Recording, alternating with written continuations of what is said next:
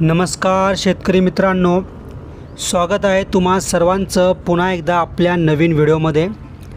मित्रांनो, आजच्या या व्हिडिओमध्ये आपण आज 5 म्हैस पालन या ठिकाणी संपूर्ण माहिती बघणार आहोत। म्हणजे 5 म्हैस पाळण्यासाठी तुम्हाला खर्च किती येईल, भांडवल किती लागेल, चारा किती लागेल, ओला चारा किती लागेल, सुका चारा किती लागेल, त्यांना ढेप सरकी किंवा पशुखाद्य किती लागेल, त्यांचं दूध किती निघेल, त्यानंतर त्यांच्यापासून उत्पन्न किती भेटेल, उत्पन्नामधून खर्च वजा करून निव्वळ नफा किती होईल, असं संपूर्ण गणित आपण या ठिकाणी बघणार आहोत। त्यामुळे प्रत्येकाने हा व्हिडिओ शेवटपर्यंत एकही सेकंद न चुकता बघायचा आहे, बरोबर।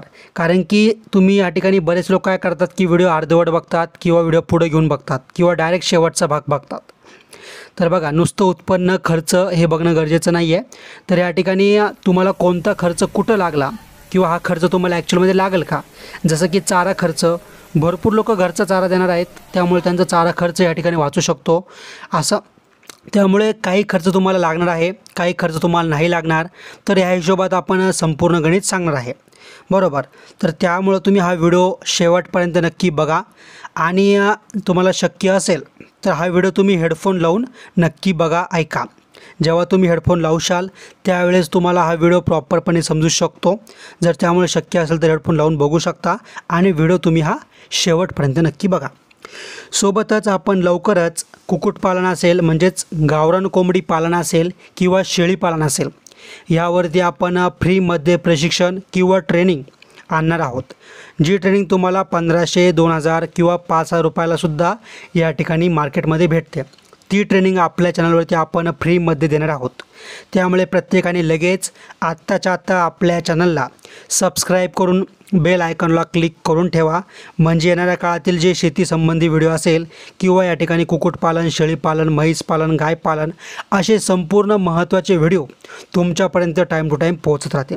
त्यामुळे प्रत्येकाने लगेच सबस्क्राईब करा, बेल आयकॉनला क्लिक करा आणि व्हिडिओला लाईक करायला अजिबात विसरू नका। तर चला आता आपण आजचा व्हिडिओ सुरुवात करूया।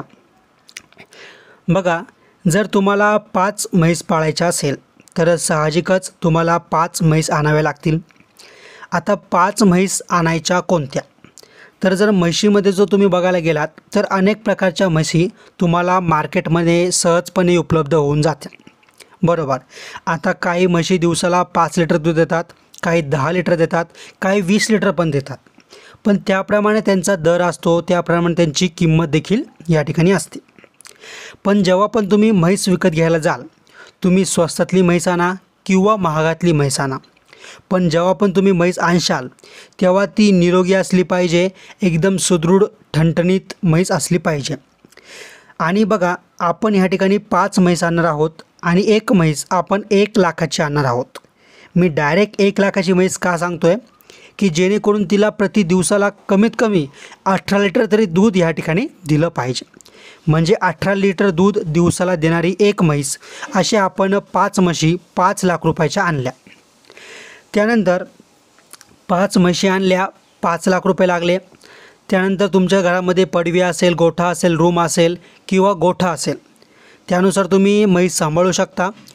जर तुमच्याकडे हे नसेल तर तुम्ही 10-1000 रुपयामध्ये एक छोटंसं शेड बनवू शकता आणि वरती पत्रे, खाली कोबा करू शकता किंवा तुम्ही तुमची जशी सोय असेल त्यानुसार हिला तुम्ही शेड किंवा गोठा बनवू शकता। जर तुम्हाला कुट्टी मशीन नसेल तर तुम्ही हिला चारा बारीक करण्यासाठी कुट्टी मशीन आणू शकता, तिला 20-30 हजार रुपये खर्च येऊ शकतो। त्यानंतर दूध, जर तुमच्याकडे 5 म्हशी आहेत, जर तुम्हाला वाटत असेल एवढ्या म्हशीचं दूध काढणं शक्य नाही आहे घरगुती, तर तुम्ही त्यासाठी दूध काढायचं मशीन देखील घेऊ शकता। आणि त्यानंतर या ठिकाणी तुमचं जे म्हैस पालन व्यवसाय या ठिकाणी सुरू होईल। आणि जर तुम्हाला म्हैस पालनासाठी घरगुती चारा द्यायचा असेल तर तुम्हाला म्हैस आणण्या अगोदर 5 ते 6 महिने तरी कमीत कमी तुम्हाला या ठिकाणी चारा लागवड करायची आहे। आता हे सर्व झालं म्हैस आणणं अगोदर किंवा आणण्याचं नियोजन।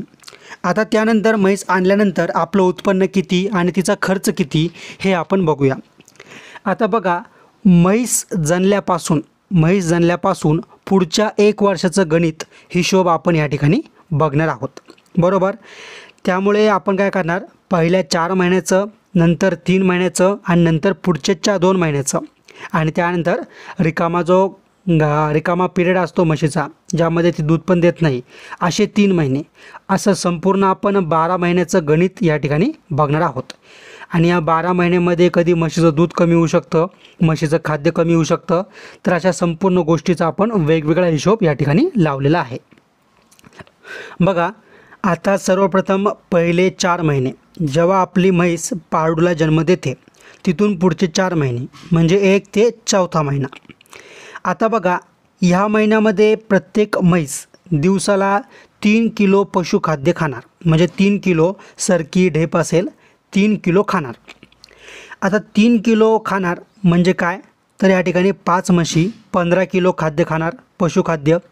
आणि 15 किलो गुणले 30 रुपये प्रति किलोचा जर आपण लावला तर 450 रुपये दिवसाला आपल्याला पशुखाद्याचा खर्च येतो. जर आपण हिरवा चारा पकडला 20 किलो प्रति म्हशीला दिवसाला, तर 5 म्हशीचा झाला 100 किलो हिरवा चारा, बरोबर. आणि 3 रुपयाने आपण चारा पकडला तर 300 रुपये आपल्याला हिरव्या चाऱ्याचा खर्च येतो आहे. त्यानंतर 10 किलो प्रति म्हशीला सुक्का चारा किंवा भुसा आपण द्यायचा ठरवला आणि या ठिकाणी 5 म्हशीचा हिशोब केला तर आपल्याला 50 किलो सुक्का चारा लागेल. आणि जर आपण 4 रुपयाने पकडला तर 200 रुपयाचा आपल्याला सुक्का चारा लागेल. हिशोबमध्ये गडबडून जायचं नाही आहे, कारण की सर्व टोटल मारून शेवटला किंवा तर मधी तुम्हाला प्रत्येक 2-2 मिनटाला तुम्हाला एक प्रॉपर माहिती देणार आहे. त्यामुळे तुम्ही नीट काळजीपूर्वक व्हिडिओ बघायचा आहे. आता त्यानंतर प्रत्येक म्हशीला मिनरल मिक्सचर आपण 100 ग्रॅम देणार. 5 म्हशी झालं 500 ग्रॅम म्हणजे अर्धा किलो मिनरल मिक्सचर 150 रुपयाचं आपण दिलं. आणि असं करून आपला जो सर्व खर्च आहे तो झाला या ठिकाणी 1100 रुपये दिवसाला, बरोबर. आता आपली म्हैस देते 18 लिटर दूध प्रति दिवसाला. 18 लिटरमधून आपण 4 लिटर पारडाला दूध पाजलं. मग त्यानंतर आपल्याजवळ एक सरासरी 14 लिटर दूध शिल्लक राहिलं. आता 14 लिटर दूध जर समजा आपल्याजवळ शिल्लक राहिलं, बरोबर, मग त्यातून आपण जर ते 5 म्हशीचा हिशोब काढला तर एक सरासरी 70 लिटर दूध आपल्याला 5 म्हशींपासून भेटणार, बरोबर. जर 70 लिटर दूध आपण एक किरकोळ म्हणजे रिटेलमध्ये विकलं, जे आपण डायरेक्ट ग्राहकांपर्यंत दारोदार देऊन जर आपण दूध विकलं तर आपल्याला एक साहजिकच 60 ते 70 रुपयाच्या आसपास आरामशीर भाव भेटू शकतो.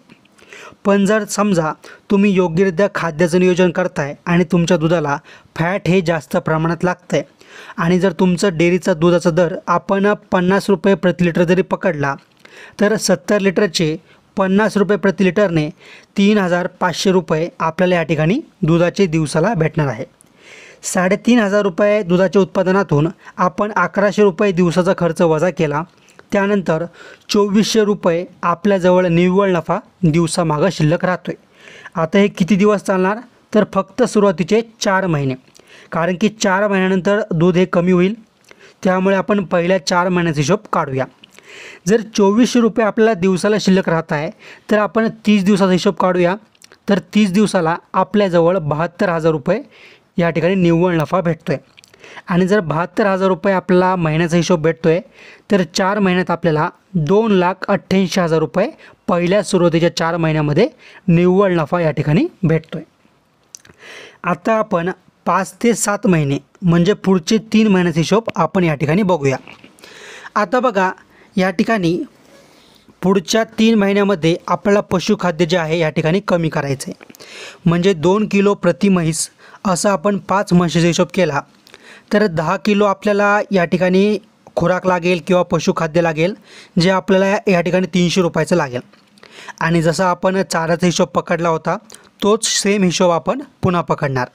म्हणजे 300 रुपये हिरवा चारा, 200 रुपये सुका चारा, 150 रुपये मिनरल मिक्सचर. आणि बघा, आपल्याला ह्या 3 महिन्यामध्ये पारडू आपलं मोठं झालेलं असेल, मग त्याला पण आपल्याला पशुखाद्य द्यावं लागेल. जर आपण पारडाला 1 किलो पशुखाद्य एका पारडाला दिलं तर 5 किलो खाद्य आपल्याला या ठिकाणी द्यावं लागेल.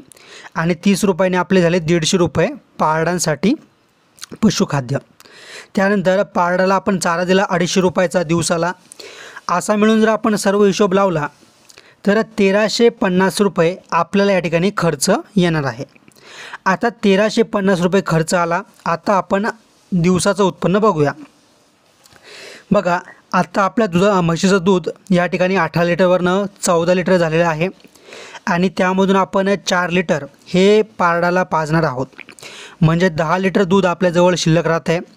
10 लिटर एका म्हशीचं गुणिले 5 म्हैस बरोबर 50 लिटर दूध आपल्याला या ठिकाणी दिवसाला भेटेल. 50 लिटर गुणिले 50 रुपये या ठिकाणी 2,500 रुपये आपल्याला दूध विकून पैसे भेटणार. 2,500मधून आपण 1,350 रुपये वजा केले, मग आपल्याकडं निव्वळ नफा 1,150 रुपये दिवसामागं उरतो आहे. असं आपण जर महिन्याचा हिशोब लावला तर आपल्याला 34,500 रुपये या ठिकाणी भेटणार आहे प्रति महिन्याला.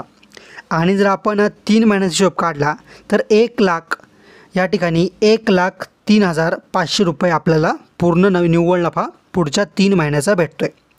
बरोबर. आता आपण बघितला 5, 6, 7 ह्या महिन्याचा हिशोब.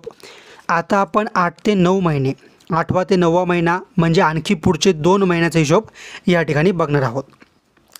आता ह्या वेळेस आपण प्रत्येक म्हशीला 1 किलो दिवसाला पशुखाद्य देणार. असे मिळून 5 किलो खाद्य आपण त्यांना देणार 150 रुपयाचं. चारा आणि मिनरल मिक्सचर, सुका चारा, हिरवा चारा असं संपूर्ण आपला हिशोब 650 रुपयाचा आपण त्यांना देणार.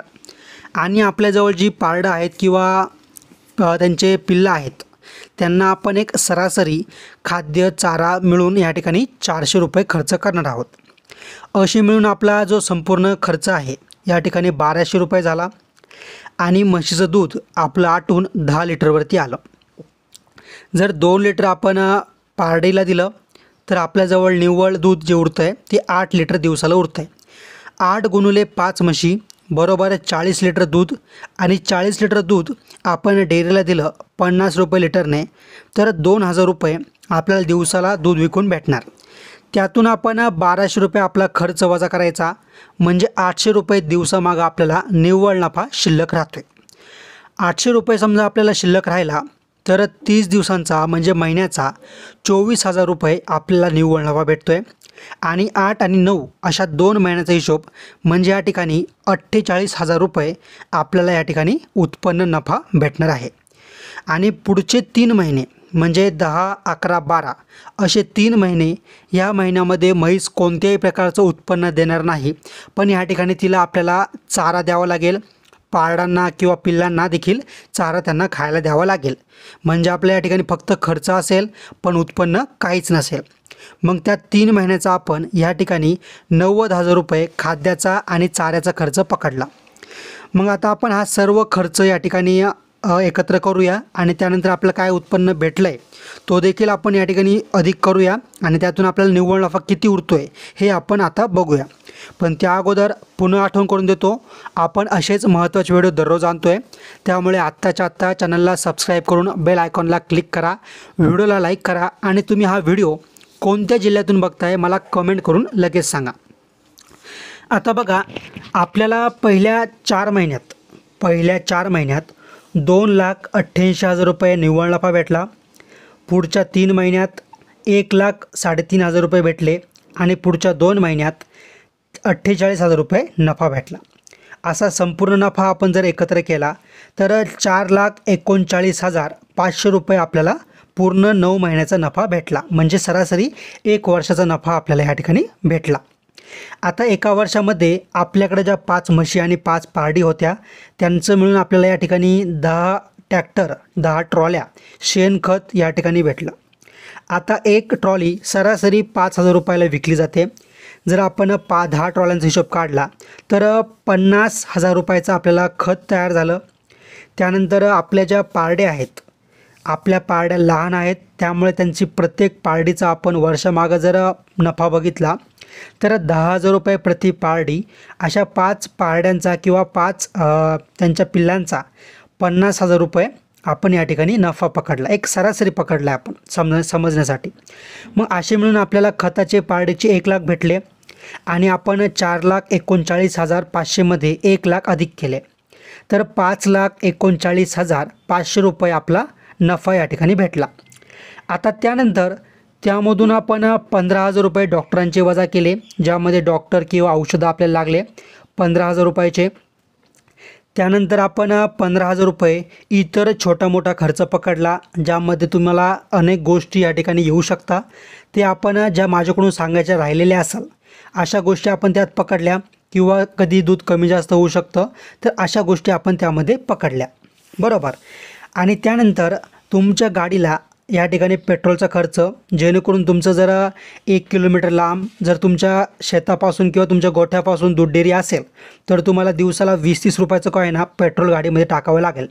जर दिवसाला 30 रुपयाचं जरी तुम्ही पेट्रोल गाडीत टाकलं, तरी तुम्हाला महिन्याचं 1000 रुपयाचं पेट्रोल या ठिकाणी लागेल.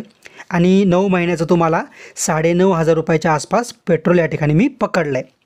पण बऱ्याच लोकांचं काय होतं की गावातल्या गावात डेअरी असते, त्यामुळे त्यांना पेट्रोलचा खर्च लागत नाही. पण आपण एक सरासरी 9,500 पकडला. असे मिळून जरी आपण वजा केले, तर या ठिकाणी आपला जो खर्च आहे, या ठिकाणी खर्च वजा होऊन 5 लाख रुपये आपल्याकडं निव्वळ नफा वर्षाकाठी पिल्लू जन्माला आल्यापासून या ठिकाणी शिल्लक राहतो आहे. आता त्यानंतर जर तुमचं खाद्य या ठिकाणी जर घरचं असेल, कारण की या ठिकाणी बऱ्याच जास्तीत जास्त लोकांच्या घरी शेती असते, किंवा बरेच लोक म्हशी या ठिकाणी डोंगरावरती चरायला नेतात, किंवा त्यांच्याच बांधाकडचं गवत चारतात. त्यामुळे त्यांचा जो खाद्याचा खर्च आहे हा खूप म्हणजे 100% त्यांचं घरचंच खाद्य असतं. त्यामुळे त्यांना खाद्याचा खर्च अजिबात लागत नाही. तर अशा सिच्युएशनमध्ये तुम्ही खाद्य खर्च वजा करू शकता, बरोबर. आणि त्यानंतर तुम्हाला जो काही प्रॉफिट होईल या ठिकाणी पकडू शकता. आता बघा, काही लोकांच्या म्हशी या ठिकाणी कमी जास्त दूध देऊ शकता, किंवा काही ठिकाणी तुम्हाला दुधाचा भाव कमी जास्त भेटू शकतो. त्यामुळे तुम्ही त्यानुसार हा हिशोब पुढं मागं कमी जास्त करू शकता. कारण की प्रत्येक ठिकाणानुसार, वातावरणानुसार, म्हशीनुसार या ठिकाणी जे काही हिशोब आहे किंवा जे अंदाज आहे या ठिकाणी कमी जास्त होऊ शकतो. पण आपण एक अंदाज लावण्याचा प्रयत्न केला आहे, बरोबर. मग तुम्हाला हा व्हिडिओ कसा वाटला तुम्ही मला कमेंटमध्ये सांगायला विसरू नका. आणि असेच व्हिडिओ बघण्यासाठी चॅनलला सबस्क्राईब करून बेल आयकॉनला क्लिक करा, व्हिडिओला लाईक करा. कोणत्या जिल्ह्यातून व्हिडिओ बघताय मला कमेंटमध्ये नक्की सांगा. आणि त्यासोबतच खूप महत्त्वाचं म्हणजे या ठिकाणी बघा, प्रत्येकाने या ठिकाणी काही गोष्टी लक्षात ठेवायच्या आहे, जे म्हणजे तुम्ही जेव्हा केव्हा म्हैस पालन करशाल किंवा तुम्ही व्यवसाय सुरू करशाल, तर त्या अगोदर तुम्ही तुमची स्वतःची माहिती गोळा करायला हवी आहे. म्हणजे तुम्ही स्वतः त्याबद्दलची पुरेपूर माहिती घ्या, स्वतः